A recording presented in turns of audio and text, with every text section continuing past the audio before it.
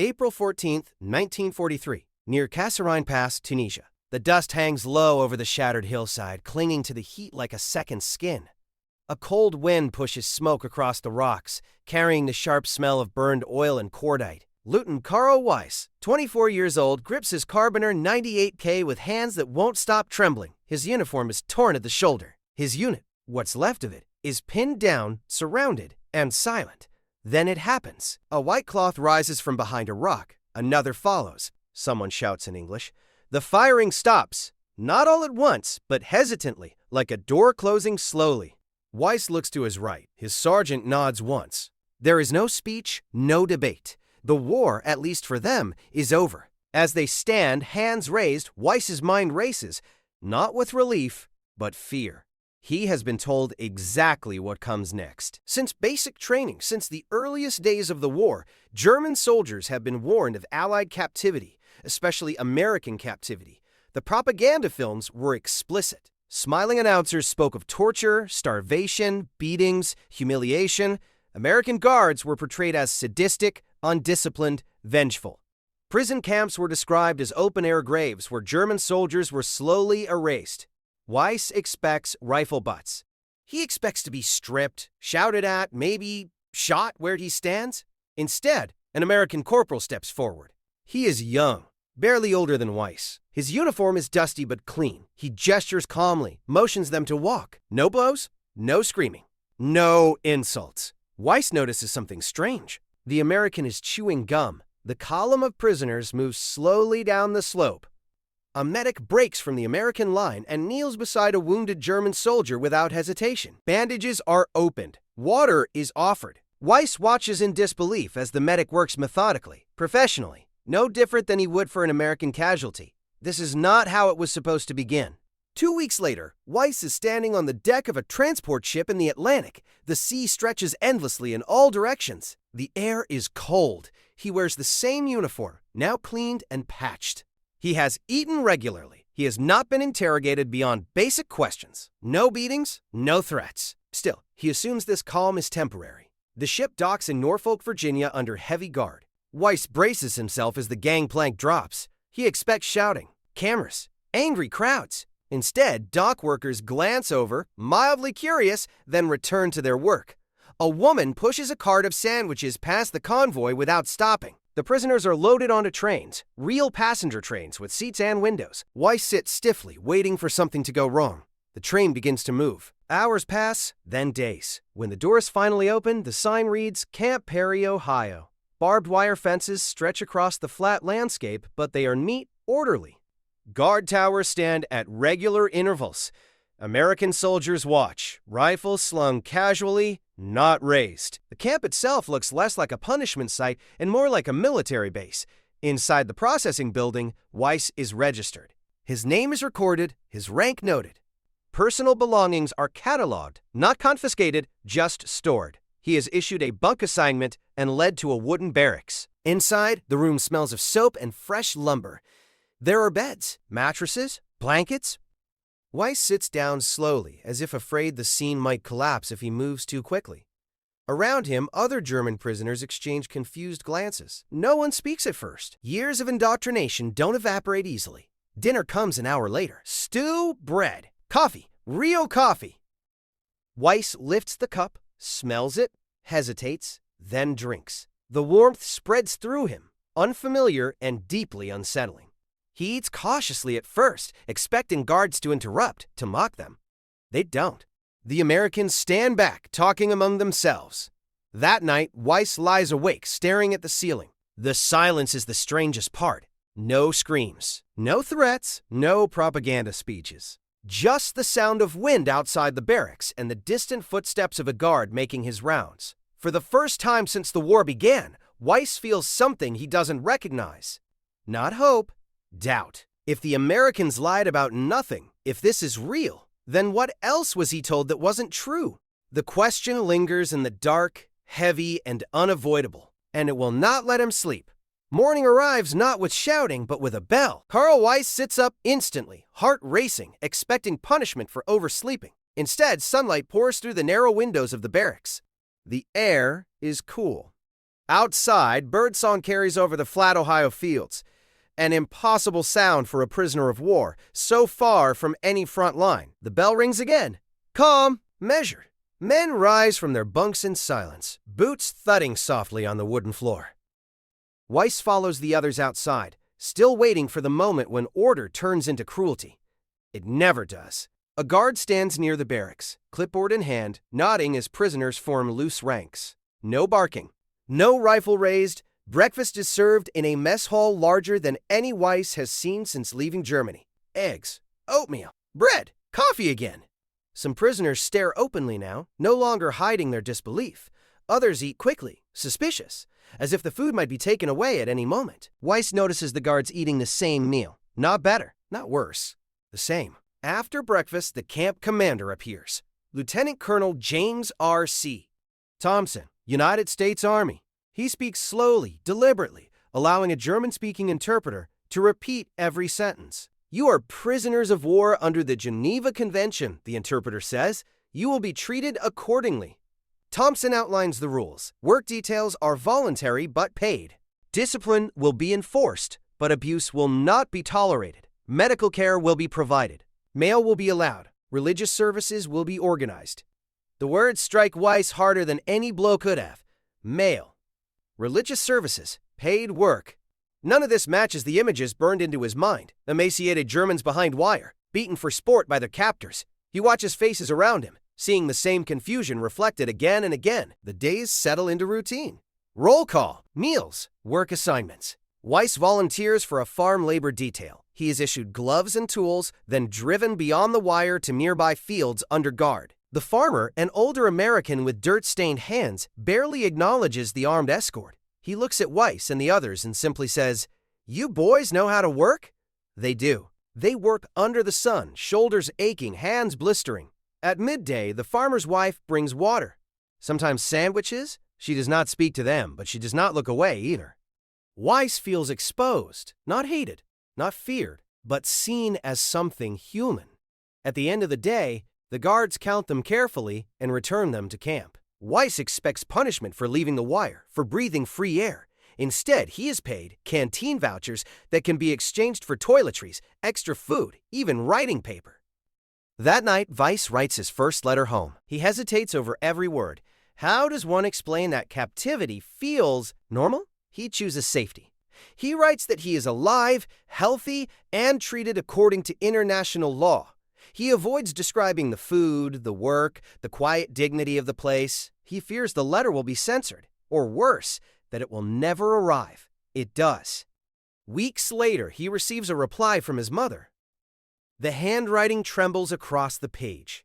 She is relieved. She asks questions. She urges him to stay strong. Weiss reads the letter again and again, something tightening in his chest. Education programs begin in early summer. At first, the prisoners are suspicious. Classes are optional, but many attend out of curiosity. English lessons, mathematics, engineering basics, even American history. The instructors are civilians and off-duty soldiers. They speak without contempt, without triumph. One afternoon, Weiss sits in a small classroom as an American instructor explains the scale of U.S. industrial production. Not boasting, just explaining. Steel output, oil refining, shipbuilding. Numbers spill across the chalkboard. The room grows quiet. These figures are not propaganda films. They are logistical realities. Weiss sees officers in the room, men who once commanded companies, staring at the board with pale faces. The implications are unavoidable. This is not a war Germany can outproduce. Not even close. The psychological shift is subtle but irreversible. The enemy is no longer a caricature. He is organized. Calm. Confident without shouting. Powerful without cruelty. Weiss begins to notice small things. Guards who tip their hats to officers. Chaplains who visit without discrimination. A camp library stocked with books, including German literature, Goethe and Schiller sitting on shelves beside American novels. No one forces them to read. No one forces them to believe anything. And that, Weiss realizes, is the most dangerous part of all.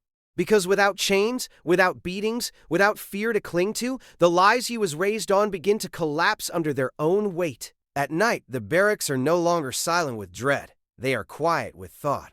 Men whisper questions. Not rebellion, not escape, Questions about how the war could have been sold so completely, so convincingly. Questions about what waits for them when the wire finally opens.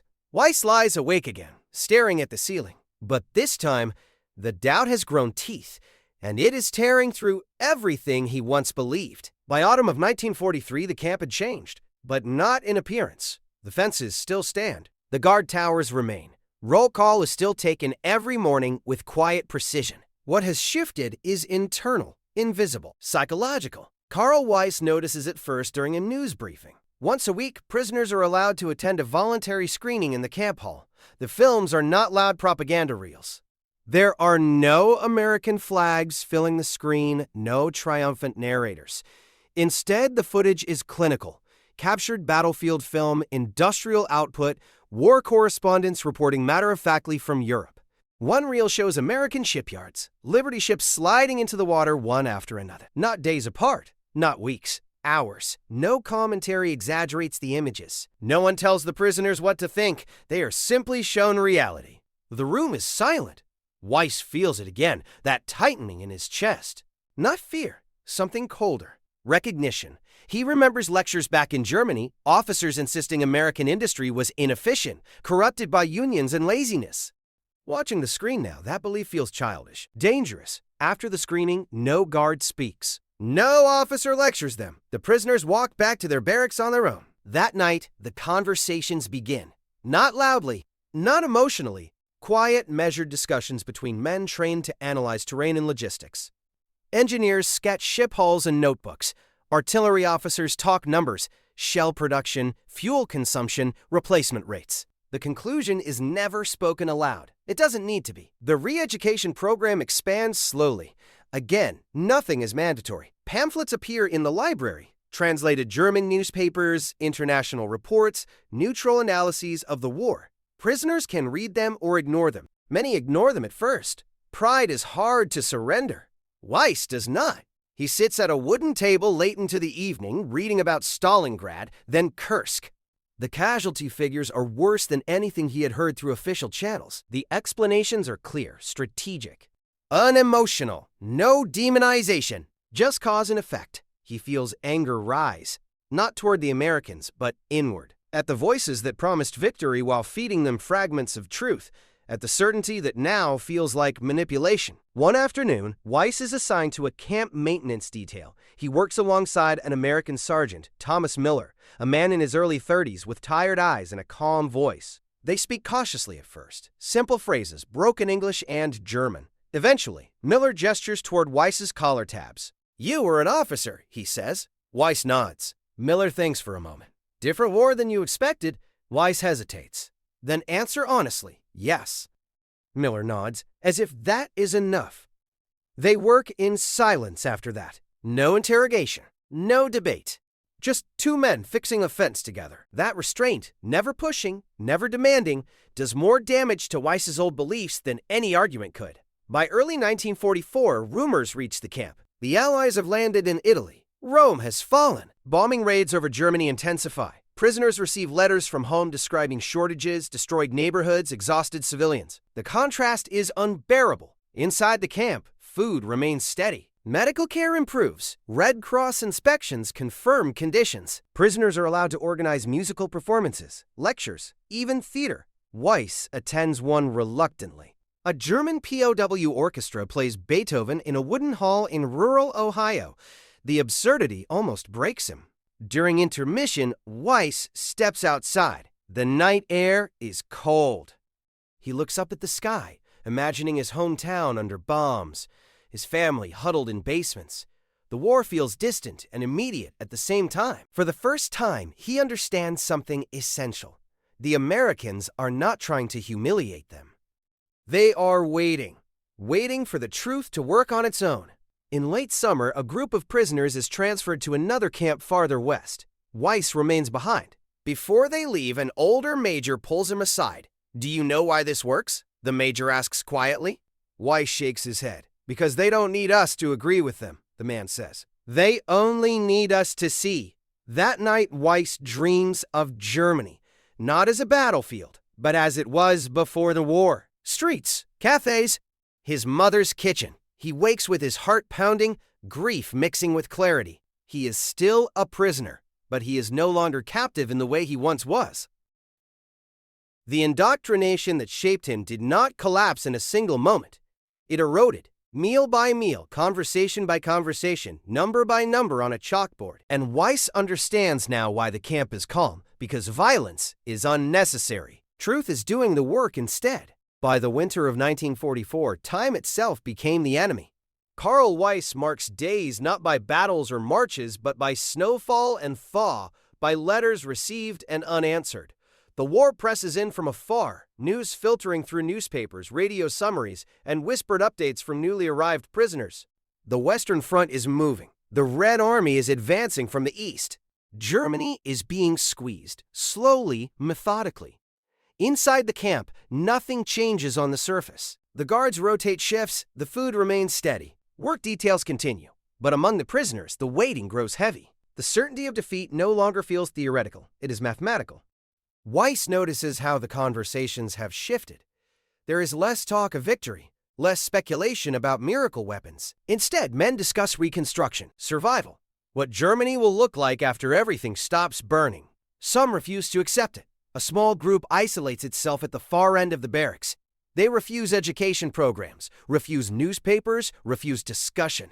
They cling to old slogans whispered like prayers. Weiss recognizes the fear behind their defiance. If the lie collapses completely, what remains of their sacrifice? One evening, shouting erupts near the fence. A prisoner has lunged at a guard. Nothing serious, more desperation than violence. The response is swift but restrained. The man is disarmed, restrained, removed. No gunfire, no public punishment. The camp returns to order within minutes. The message is clear: control without cruelty. Weiss realizes then how deliberate everything has been. The calm is not kindness alone, it is confidence. Spring arrives early in Ohio. With it comes a flood of letters. One from Weiss's mother stops him cold. Her town has been bombed. Their apartment is damaged but standing. Food is scarce. She writes carefully, avoiding despair, but the truth bleeds through the lines. She asks him to stay alive. She asks when the war will end. Weiss has no answer. He sits on his bunk long after lights out, the letter folded in his hands. Around him, other men lie awake, each carrying their own version of the same burden. The distance between captivity and home feels unbearable. In April, the camp commander gathers the prisoners. Germany is collapsing. Cities are falling. Communications are fragmenting. The Americans do not celebrate the news. They state it plainly. Some prisoners break down. Others sit motionless, as if carved from wood.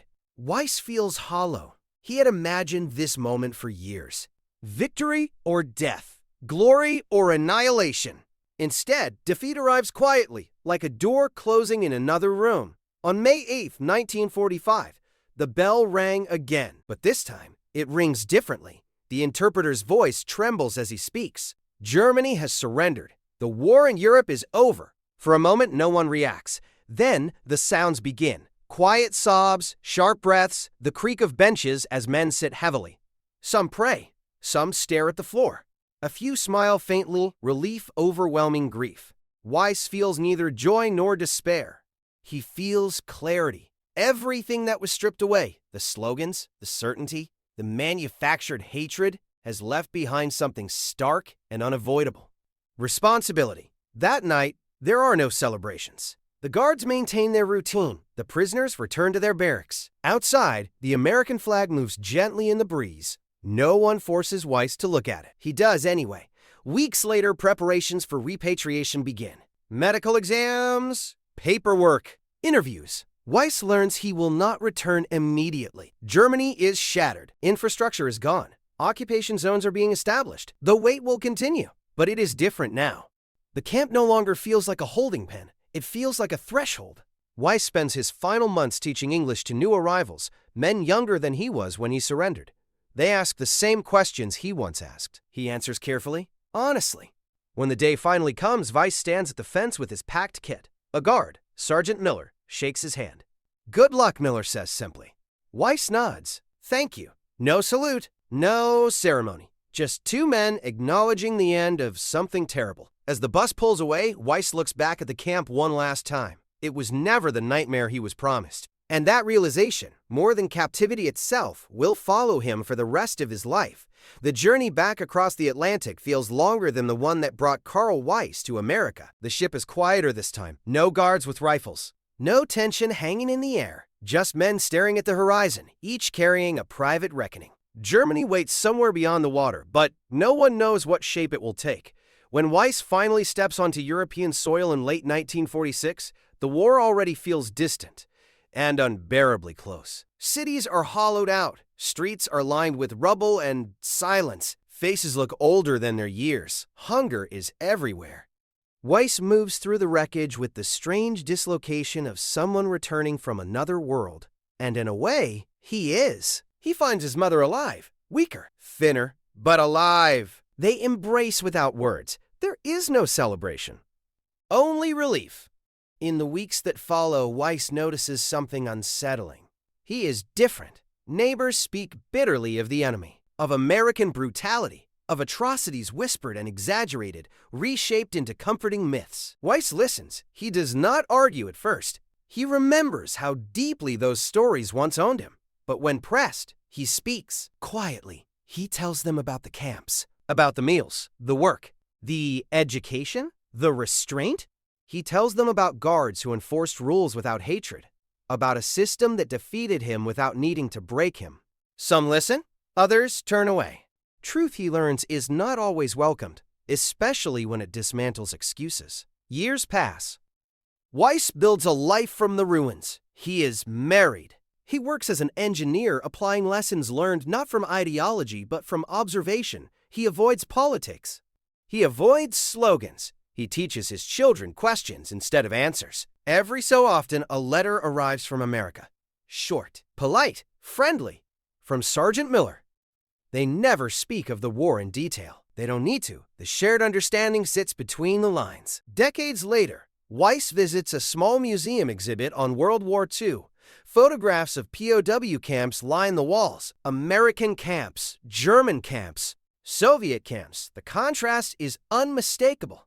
Visitors linger at the images of calm order, men reading, studying, working fields under guard. Some shake their heads in disbelief. Weiss watches them quietly. He knows what they are seeing is not weakness. It is a strength of a different kind, the kind that doesn't need cruelty to win.